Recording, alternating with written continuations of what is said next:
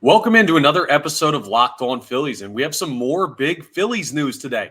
The Phillies have decided to extend Rob Thomson through the 2025 season, and today I'll tell you why that's an awesome move for the organization, as well as breaking down some things he needs to improve upon as he continues his time as Phillies manager, and we'll give you an update on what's going on with the winter meetings. All of that on today's episode of Locked On Phillies. You are Locked On Phillies, your daily Philadelphia Phillies podcast. Part of the Locked On Podcast Network, your team every day.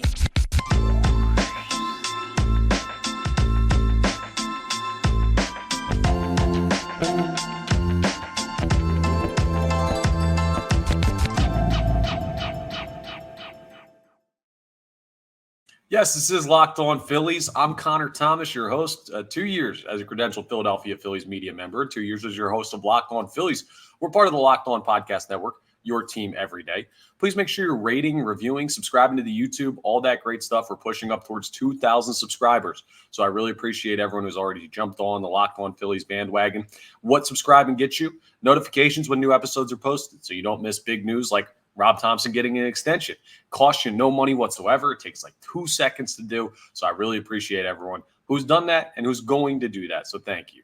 Let's jump into today's episode, which is brought to you by FanDuel. Make every moment more.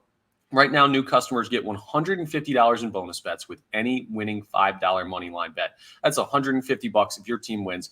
Visit FanDuel.com/locked-on to get started. So go ahead and check out our friends over at FanDuel. Yes, the big news of the day. So in a release today, the Philadelphia Phillies announced that they have extended the contract of Rob Thomson through the 2025 season. So he'll be here for 24 and for 25. The next 2 years, all Rob Thomson. Now, something to keep in mind about this. And by the way, I'll let you know the full announcement. In addition, the club has also hired Dustin Lind and Rafael Pena as assistant hitting coaches for the Major League staff, had some subtractions at the end of the 2023 season in the ancillary staff, and they've added 2 new assistant hitting coaches. So just to give you the full information of what the Phillies announced today. But if you remember when Rob Thomson took over, he was not very committal to coaching this team long-term, or managing this team, I should say, long-term, because he'd spent so much time in baseball. He had kind of given up on the idea that he could ever be a major league manager. Spent a lot of time in New York with the Yankees, spent some time with the Phillies before becoming manager, interim status after Joe Girardi was relieved of his duties in the 2022 season. See, fired as an alternate explanation for that. But Topper was and you know how low key he is if you've heard him talk at all and you've followed him since becoming the manager of the Philadelphia Phillies. It was kind of like, I don't know if I want to do this for long term. Like you might find a young manager who's like, I don't know, early 40s, or a recently retired player or something like that, and say, okay, we could have this guy forever. And he's going to be here for the next decade. He's going to preside over this era of Philadelphia Phillies baseball. But Rob Thomson seemed like he wasn't really set on that being the way that he was going to handle his opportunity. And then they go to the World Series last year and the NLCS this year, and the city falls in love with Rob Thomson, and it seems like he's really settled into his role. I don't know how much longer he's going to be here past 2025. I don't know if this is extending it 1 year and John Middleton and Dave Dombrowski convincing Rob Thomson to hang around for another year before he hangs up the cleats for good, or if this is a 1-year extension, and then depending on what happens this next year, he could have another extension next offseason.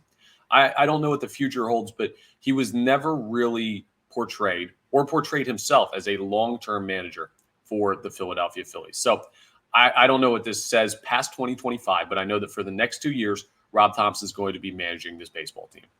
I also know that there were some criticisms of Rob Thomson this year. I had plenty of criticisms of Rob Thomson this year with things like the lineup and the bullpen management. And we're going to talk about in the next segment some things that Topper needs to improve upon if he's going to continue to lead this team in the proper way.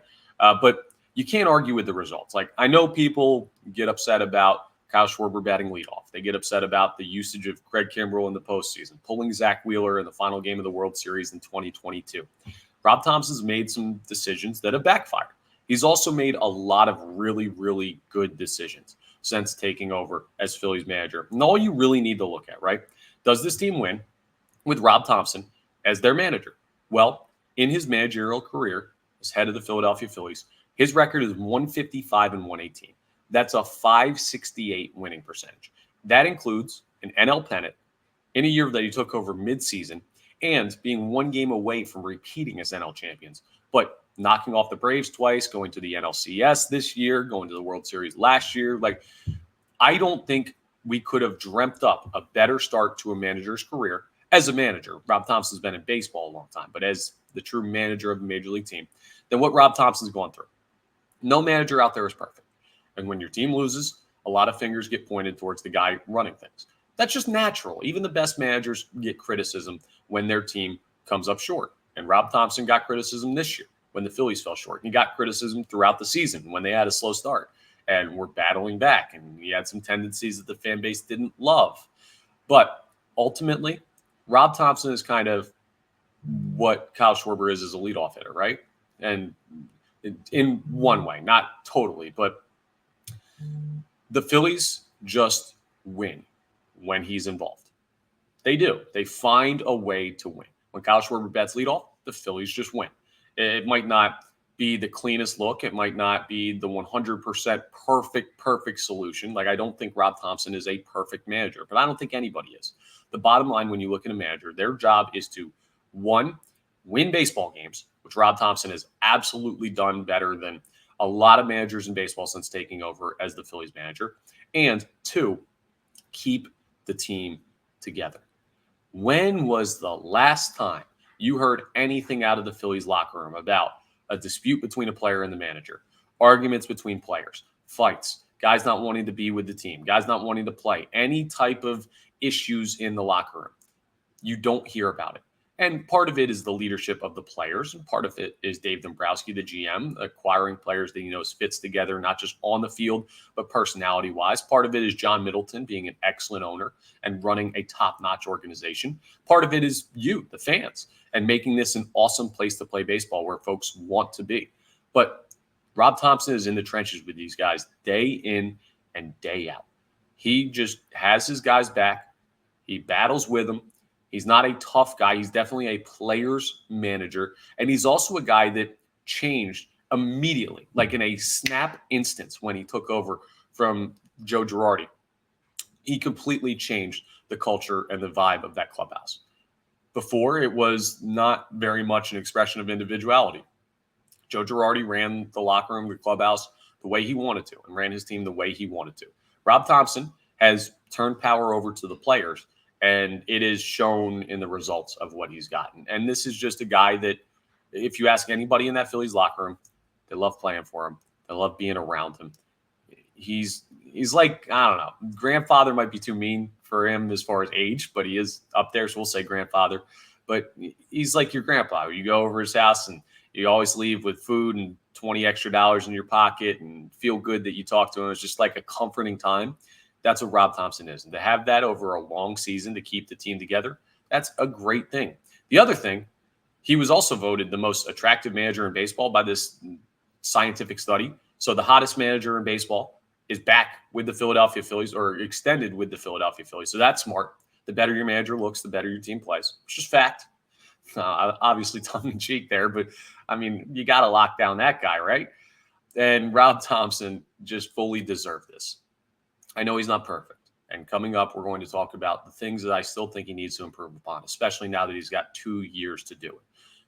I believe he's well aware of the faults that he's had since taking over as manager of the Philadelphia Phillies. But at the end of the day, you can't look at this team and say they've underachieved the past 2 years. You just can't. There have been rough stretches that they've gone through, and they've come out of all of them. They have. And it's not like this team hasn't faced adversity. They've had a rough start this year.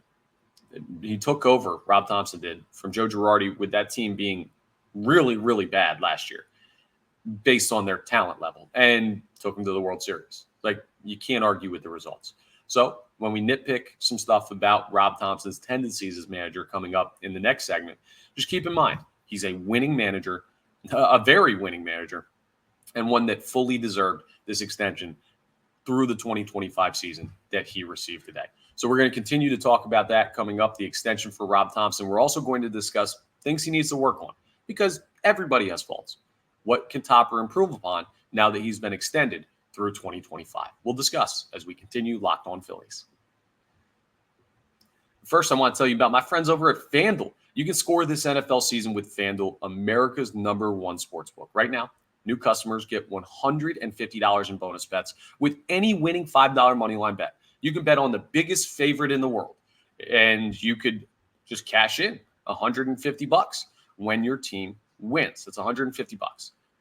Think about what you can bet on with that. Think about the amount of money you can make on top of that with that amount of capital in. And you're saying, okay, well, what? Do I just have to bet money lines all the time? No. The app's super easy to use. They've got a perfect interface for knowing exactly what you can bet on. And there's a wide range of betting options. You can bet spreads, player props, over-unders, parlays, futures, all that great stuff. Now, I haven't been doing too well because I've been putting a lot of money on the Eagles, and they had a rough weekend. But bottom line, there's a lot of things you can bet on with FanDuel. So if you've been thinking about joining FanDuel, there's no better time to get in on the action than right now. So visit FanDuel.com/lockedon and jump in on this NFL season before it's too late. It's winding down. You're going to want to get on the FanDuel, try and make some money. FanDuel, official partner of the NFL. Okay, so Rob Thomson, like I said, winning record. A very winning record. .568 winning percentage since taking over as manager of the Philadelphia Phillies. That's outstanding. Like in baseball, we call that very, very good. And I mean, the players love to play for him. It's not like he's doing this.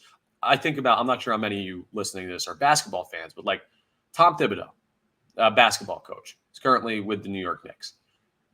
Players hate to play for Tom Thibodeau because he's a tough guy and he makes them work really, really hard and tough practices, and he can be a little bit abrasive personality wise. And he's just a tough guy to get along with, but he wins, right? He gets results. Not only does Rob Thomson win, he's a guy that's very easy to get along with, that his players seem to love playing for. That's a factor when you're trying to attract new players to Philadelphia. It's not just the fan base and the money and the superstars on the team. No, they also want to play for a manager who they trust. And Rob Thomson clearly has the trust of this locker room. Even earlier this season, when they started really, really slow, Rob Thomson kept his team together. Knew they were going to battle out, held course, and it paid off in the end. So that's one of the strengths, but how he gets there could also be a bit of a fault, right? The reason Rob Thomson is able to pull his team out of tough stretches is because he is just consistently focused on his approach, the way that he thinks this team is going to play best, and he sticks to that, sometimes to a fault. Stubbornness is not really, I don't know if that's the right way that I describe Rob Thomson's mindset when it comes to managing a baseball team, but he's not that flexible. He finds something that he believes works and he sticks with it. Now, where does that hurt you? Let's look at the NLCS. I know it hurts still to think about it, but he trotted out for all 7 games in the NLCS the exact same lineup, even in spite of Alec Boehm's struggles in the cleanup spot that seemed to leave Bryce Harper hung out to dry at some points. They worked around Bryce Harper to get to Alec Boehm, and Alec Boehm did not very much deliver in big spots in the NLCS. And that is a little bit of the unwillingness to alter the game plan from Rob Thomson that can get him in trouble at times. And he talked about it after the season in his end of season availability, like his end of season wrap up, basically said, I need to look at how I handle the lineup and also how I handle pitching changes and how we do all that. And maybe there needs to be a reevaluation there. And those are the 2 big points that I think the fan base was upset about this year and in the postseason. So he's aware of his issues. That's the other good thing. He is aware of his deficiencies. He's a humble guy. He's not a guy that's going to go out. His stubbornness is not because he believes he's smarter than everyone else. His stubbornness is because of trust in his players and trust in himself. I don't see Rob Thomson as like a cocky guy. I thought Gabe Kapler was a guy that was just like, oh, well, I've got the analytics, so I'm smarter than everybody out there, and we have a smart analytics department, and I'm just going to trust the numbers, and he's presenting beautifully. Like, that's not where Rob Thomson's, we'll just call it stubbornness for lack of a better term, comes from. I think he likes consistency, and I think that's how he portrays himself and how he is in his character, and I think that's the way he manages. But there are times where you have to realize sooner what's working and what's not, and I think there are points in the season where Rob Thomson did not have the best possible lineup out there, and he was not really having guys in the spots they needed to be in. And I'm not talking about Kyle Schwarber batting leadoff.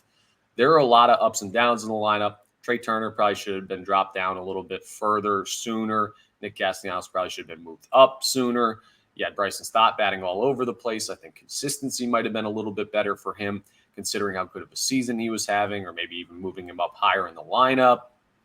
And Rob Thomson didn't have an easy season because of Bryce Harper's injury recovery. So Bryce Harper coming back was awesome, but him DHing really hamstrung this lineup, having to put Kyle Schwarber in left, having to figure out how you handle stuff in the infield. Also, Rhys Hoskins going down for the year. You basically had two positions that were totally different than what you expected them to be. You expected Kyle Schwarber to bat in the designated hitter spot while Bryce Harper recovered, and that recovery didn't take as long. It's not a bad thing. It's just a different thing. The Rhys Hoskins injury was a bad thing. You thought you had a first baseman that you could lock in there for like 155 games a year, and you didn't. And you had to try guys like Cody Clemens or sometimes Jake Cave, Alec Bohm. At the end of the year, Bryce Harper ended up over there. Derek Hall played a little bit. You had to kind of go through rotations defensively, and I think Rob Thomson handled that well. So all of this stuff factors into the equation of whether or not he's a good manager, and I do think Rob Thomson is a very good manager. But I think with the lineup, there needs to be a clearer approach as to what you're doing. You're not going to have any major additions this offseason to the line. You might have a fringe guy. You might have a bench bat that joins the team, but you're not going to have another Trey Turner acquisition. So you should have a general idea of how this lineup fits together. And Rob Thomson should have a much better look at this going into the season. Hopefully, knock on wood, he won't be dealing with a major injury early on in the season that he has to replace, like you had with Rhys Hoskins at first base this past year. So that should be easier for him. Now, the bullpen thing is interesting. The bullpen philosophy is the thing I disagree with Rob Thomson the most on. And maybe this is me just like, you can win different ways. Bullpen decisions are so weird, right? Because you can make the wrong decision and get away with it. The fan base praises you. You can make the right decision and have it go wrong, and the fan base is mad at you, even though you made the right call at the time.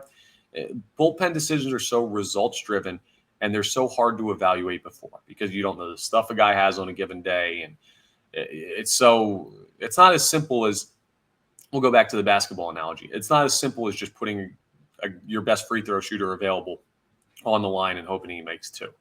Like, there's a lot of factors that go into who comes into a game when, and it's tough to do. And a lot of the criticism from the fan base comes from how it plays out. But here's where I disagree with what Rob Thompson's done so far. And maybe he'll change this. Maybe this will be something that we change in the philosophy of this team this next year. But there have not really been defined roles since he's taken over. The Phillies haven't had like a closer, a setup man, a lefty specialist. This is your long relief guy. They have guys that kind of flirt with owning those roles, but Rob Thomson never really states them. He never really defines them. They're not as consistent as I would like them to be.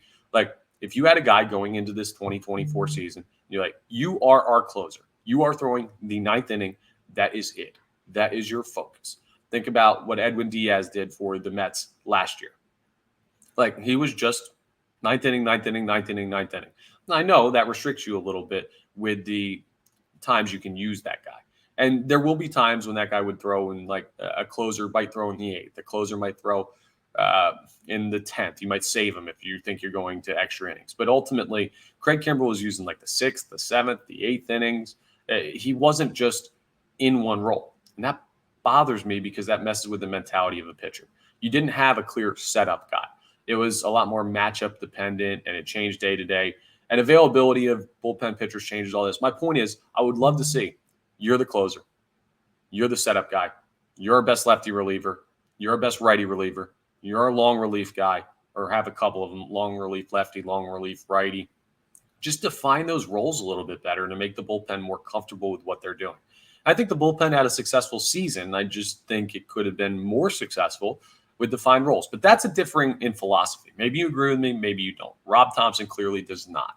And he went to the World Series last year and won an NL pennant, went to the NLCS this year. So he knows a lot about baseball. I'm not saying I'm 100% right. I just think that his management of the bullpen is something that's been his biggest weakness since taking over as Phillies manager, and something that he needs to personally evaluate if he needs to change his philosophy on that. So those are the things he needs to work on. But again, largely, the extension through 2025 for Rob Thomson, I love the move by the Philadelphia Phillies. I'm excited to see 2 more years atop. Now, coming up, we're going to talk about some other potential roster moves and the catalyst for them, the winter meetings. What do you need to know?